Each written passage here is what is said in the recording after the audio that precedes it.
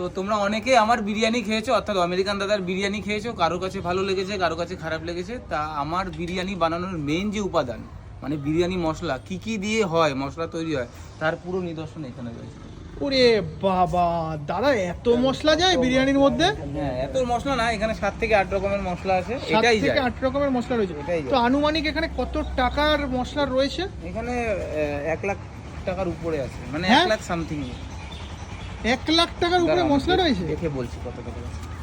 তুমি শুধু বিলের নিচটা দেখাও, কারণ সব জিনিস 1,854,000 একটু দেখিয়ে দাও।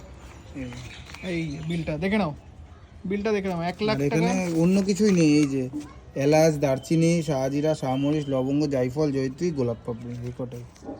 আচ্ছা, তো মোটামুটি শুধু এলাচই আছে 60,000 টাকা। হ্যাঁ, 59,400 টাকা শুধু এলাচই আছে। 59,400 টাকার শুধু এলাচি রয়েছে? আরে আচ্ছা, তারপরে আর কি কি রয়েছে একটু